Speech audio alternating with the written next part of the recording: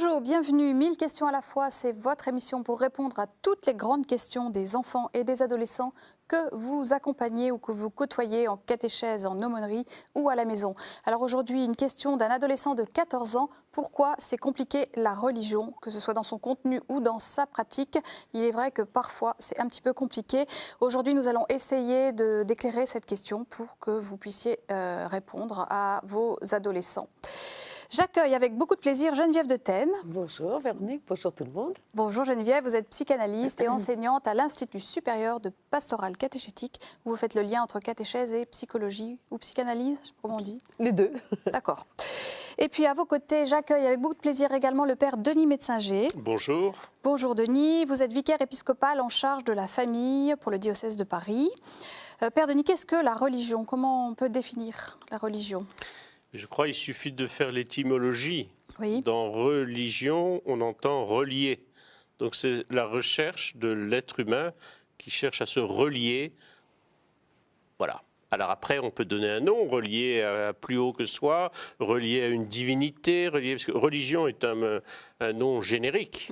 On parle des religions païennes, donc c'est le désir de se relier à quelque chose d'autre. Alors, à plus que soi, à un être, à un esprit, voilà. C'est ça la religion. Après, on peut affiner. Je pense que l'émission le permettra. Nous allons affiner et voir pourquoi parfois ça paraît compliqué pour certains adolescents. Voilà justement quelques réactions, quelques questions d'adolescents sur ce sujet aujourd'hui. Pourquoi c'est si compliqué la religion? Écoutez, regardez. À quoi ça sert la religion? Je pense que les religions, ça rassemble les hommes et ça cherche à expliquer le sens de la vie, à nous dire pourquoi on est là et pourquoi les choses sont ainsi faites. Quelquefois, ça nous sert quand on est triste, quand on sent qu'il n'y a personne. Pourquoi c'est compliqué la religion? La religion, c'est compliqué parce que on s'appuie vraiment sur la confiance de ce qu'on nous raconte. On n'a quasiment pas de preuves de ce qui est dit. Dieu est un mystère parce que personne ne l'a jamais vu, il a seulement envoyé des prophètes à sa place, en fait. C'est dur à croire quand on nous dit que quelqu'un est mort, a été bien cloué sur une croix et qu'il est ressuscité. Enfin, on peut avoir du mal à croire ça, parce que si on y dit ça comme ça tout d'un coup... Par exemple, quand Jésus a dit « aimez-vous les uns les autres » ou qu'on pouvait tout pardonner, c'est dur de se dire qu'on peut vraiment tout pardonner. Et même, on ne peut pas aimer tout le monde. Il y a des choses qui sont vraiment impardonnables. Quelquefois, la religion, c'est compliqué parce que quelquefois, quand on n'a pas trop envie d'aller à la messe, c'est surtout la pratiquer. Quelquefois, on a un peu honte d'assumer à certains âges ou avec certaines personnes qu'on prie ou qu'on a la foi ou qu'on va à la messe tous les dimanches. La religion s'adresse-t-elle à l'intelligence ou au cœur? Je pense qu'on n'a pas besoin d'être forcément très intelligent pour croire en Dieu. Il suffit seulement de croire en lui. Dieu enseigne plutôt comment s'aimer les uns les autres, donc c'est plutôt une affaire de cœur. Comment découvre-t-on la vérité de Dieu? Ce qui m'aide à croire, c'est par exemple, quand je suis à la messe, je regarde tous ces gens qui sont autour de moi et je me dis que s'ils sont là, c'est pas par hasard que si Jésus rassemble autant de monde, c'est qu'il doit y avoir quelque chose de vrai là-dedans. Et puis, c'est vrai qu'il y a tous ces prêtres et tous ces saints.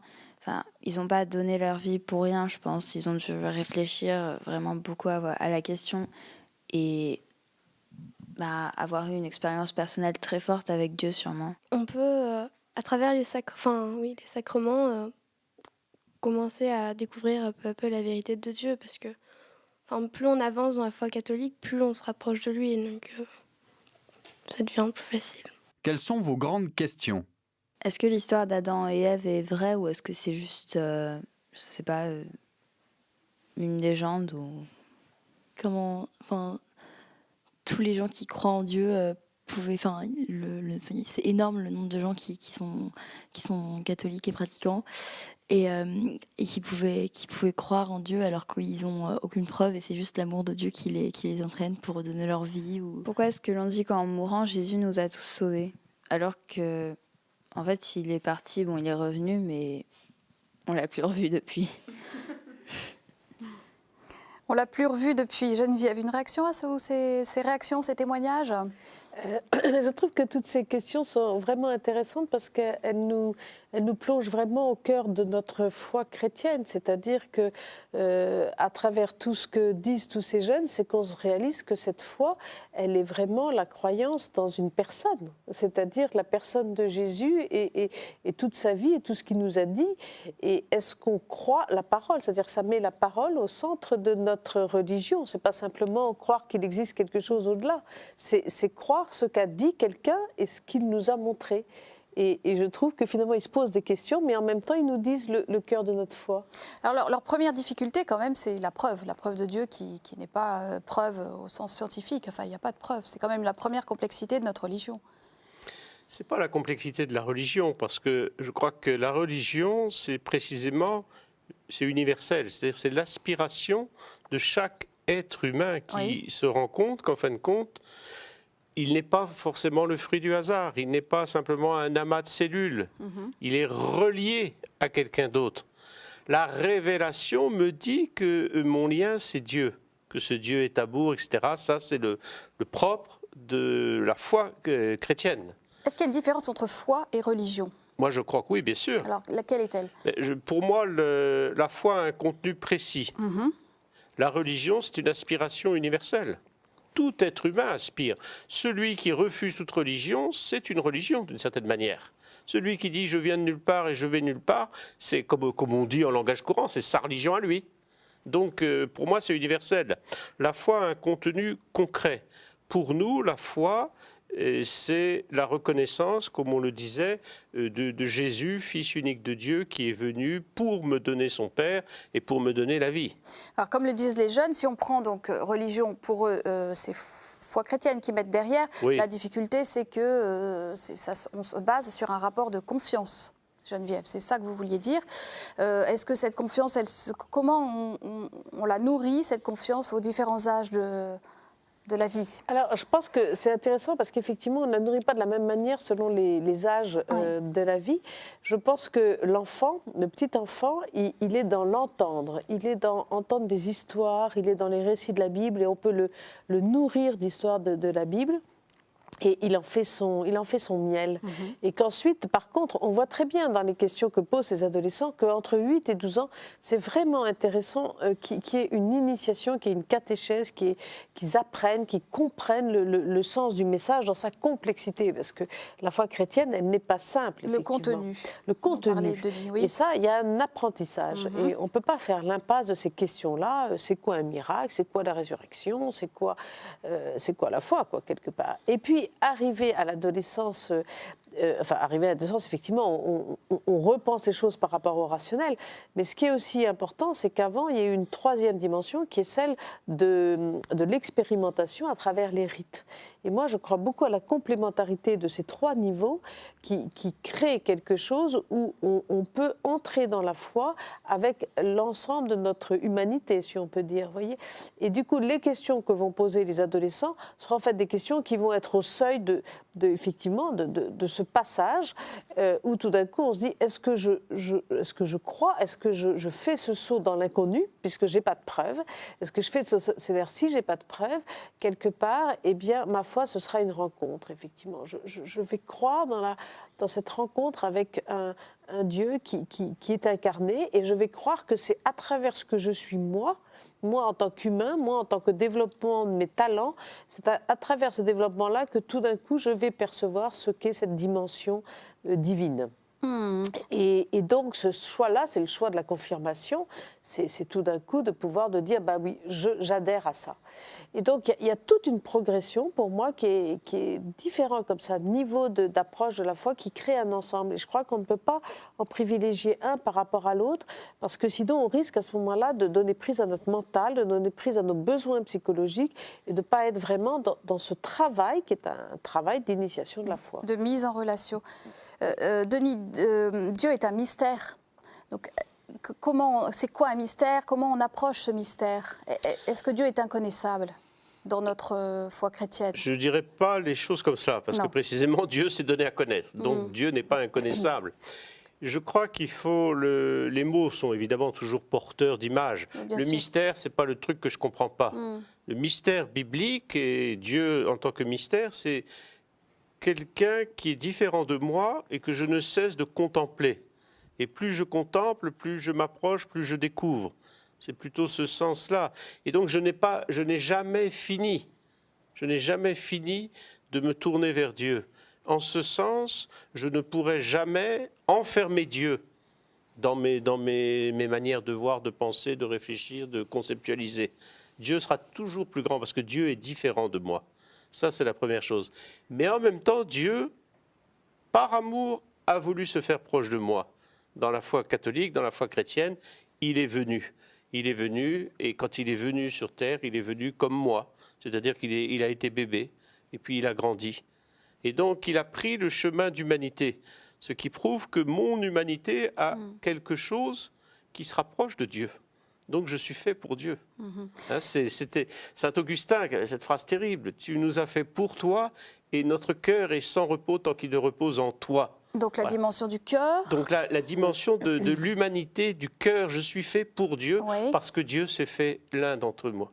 Et voilà, il y a cet échange qui est quelque chose de fabuleux. C'est pas mystérieux, c'est grandiose, c'est fabuleux, c'est merveilleux.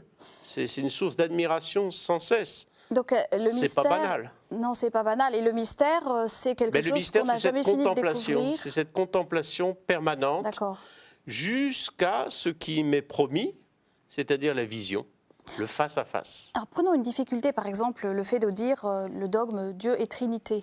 Comment on lève cette difficulté à comprendre quand même? Comment Je crois que, précisément, je n'ai pas à comprendre Dieu, j'ai à recevoir Dieu. D'accord. Et il s'est révélé à moi comme étant Père, Fils et Saint-Esprit. Voilà. Alors, il y a des gens, et c'est leur métier, c'est très bien, c'est très important, mais tout croyant n'est pas appelé à être théologien, mais tout croyant est appelé à donner son cœur à Dieu. Oui, ceci dit, c'est quand même important d'essayer de saisir un petit peu ce que ça veut dire pour avancer dans la foi. Oui, mais justement, j'emprunte le chemin que Dieu a emprunté pour moi. Il s'est donné à voir en étant l'un d'entre nous, Jésus. Et c'est Jésus qui nous dit « Qui me voit, voit le Père ». Donc, il y a cette distance que je dois aussi accepter.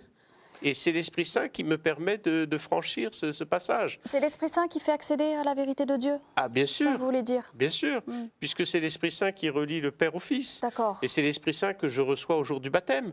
Donc, j'ai toutes les armes nécessaires pour accéder à la vérité de Dieu. Mais j'accède à la vérité de Dieu à partir de ce que je suis et là où j'en suis. D'une certaine manière, la vérité de Dieu d'un enfant de 5-6 ans n'est pas la même que la vérité de Dieu d'un adolescent, la vérité de Dieu d'un adulte. On va regarder le second reportage et on va approfondir ces approches ensemble. Quelle est la fonction de la religion? Pourquoi elle se révèle parfois compliquée? Quelques éléments de réponse en images. Regardez.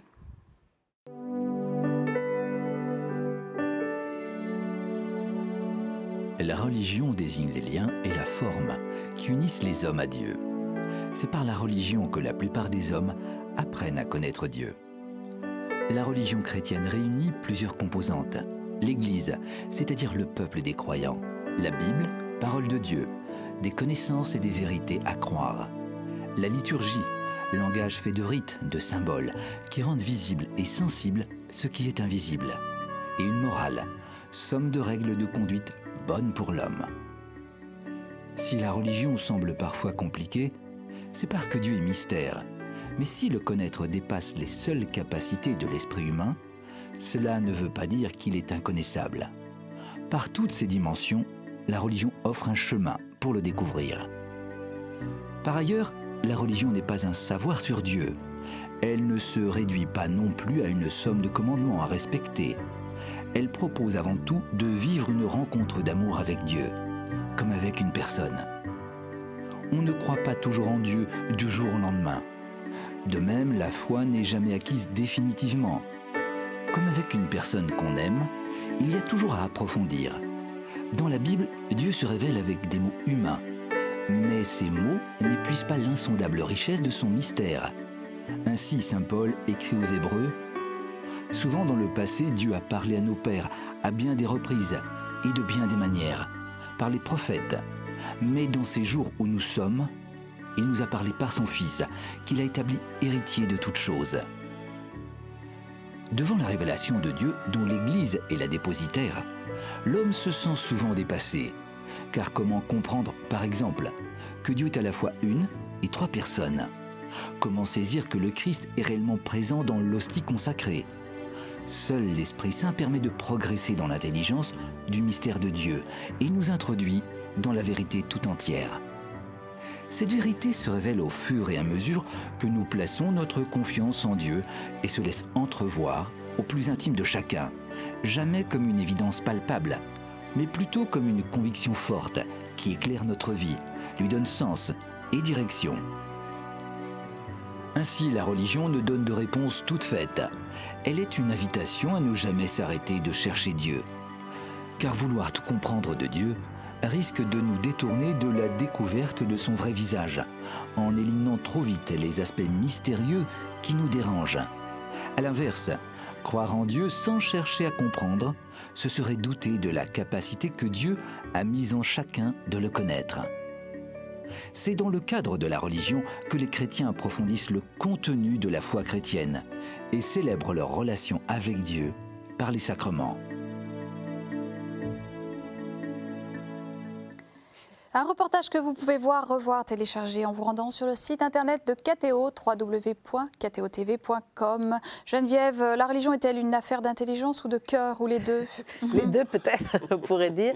Mais c'est important cette distinction entre les deux, parce que je pense que c'est nécessaire de savoir étudier un texte, le comprendre, voir ses ressorts avec notre intelligence, mais qu'en même temps, il y a l'intelligence du cœur, c'est-à-dire ce qu'on entend avec son cœur, ce qu'on voit avec son cœur.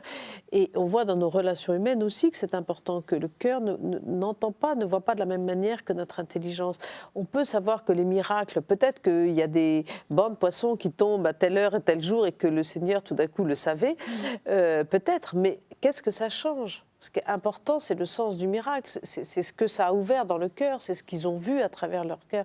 Et là, il y a deux niveaux auxquels je crois qu'il faut être vigilant de donner leur place à chacun. Je pense que dans un couple, c'est pareil. Si on est tout le temps dans le doute, l'autre nous aime. Si on pense toute la journée qu'il risque de nous tromper, on ne peut pas aimer, on ne peut pas se laisser aimer. Mais il y a aussi un doute constructif. Et c'est normal de douter de certains mystères ou à certains moments de la vie de douter. Alors, il y a des doutes qui font que du coup, ça nous permet de creuser, de creuser des pistes et de creuser notre intelligence.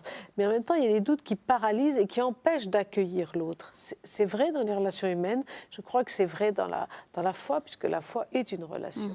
Isaïe disait, Père Denis, si vous ne croyez pas, vous ne comprendrez pas. Qu'est-ce que ça signifie, qu'est-ce que ça implique pour nous? Isaïe a dit ça? Oui. Ah bon. Au chapitre 7, au verset 9. J'en doute pas. Je crois que... Enfin, moi, je comprends cette phrase-là. Je pensais à Saint-Augustin qui a dit des choses assez proches. C'est pour ça que j'ai eu un peu de... Saint-Augustin, je pense que croire nécessite déjà d'ouvrir son cœur. D'accord. Voilà. Faire un pas. C'est-à-dire d'entrer dans la confiance, dans l'acceptation. Après, je peux creuser, donc comprendre. Et ça me paraît très important. Donc, de fait, si vous ne croyez pas, vous ne comprendrez pas. C'est-à-dire, croire, c'est accepter de se savoir aimer, se laisser approcher par Dieu. Et à ce moment-là, je peux comprendre qui est Dieu. Je comprends que Dieu est amour si je me laisse approcher par lui. Si je refuse, je ne peux pas. Si je fais une barrière et je dis non, pas toi, mais j'ai aucun moyen. Car ce n'est pas de l'ordre de la recherche intellectuelle. La recherche intellectuelle, elle vient après. Je cherche à creuser, je cherche avec ma raison. La foi et la raison vont de pair. La foi ne s'oppose pas à la raison, bien sûr que non. Et on a même un devoir d'intelligence de la foi. On ne peut pas rester... Avec la foi du charbonnier, souvent on dit. Oui, mais ça, c'est des expressions faciles qui évitent de réfléchir. La foi du charbonnier est tout à fait respectable pour le charbonnier. Oui. Mais je ne suis pas sûr qu'il y ait encore beaucoup de charbonniers. Donc ça veut dire qu'il faut...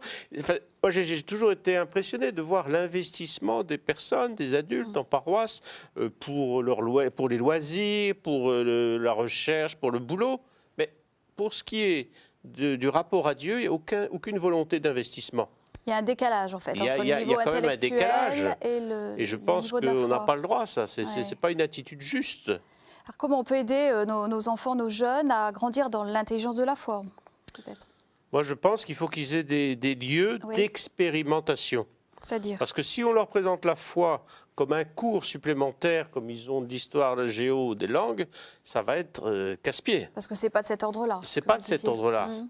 Et donc des lieux où ils vont vérifier par eux-mêmes que quand ils cherchent à obéir à la parole de Jésus, ça marche, c'est possible et qu'ils sont heureux. C'est ça. Alors ça peut être tel ou tel mouvement, tel ou tel groupe de réflexion, tel ou tel lieu, etc.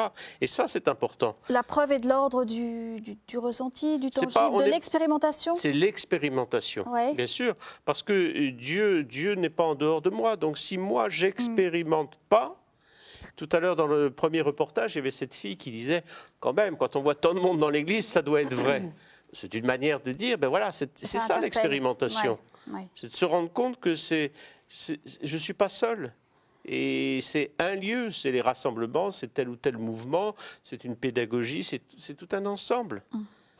Les jeunes, ce qui est compliqué pour eux dans la religion, c'est plus de l'ordre de la pratique que du contenu de la foi chrétienne. On pourrait néanmoins penser que ce serait le contraire. Un dogme, c'est difficile, le mystère de la Trinité, c'est difficile à comprendre. Eh bien non, eux, c'est la pratique qui est compliquée. Comment se fait-il? Parce que la pratique nécessite un engagement, c'est tout.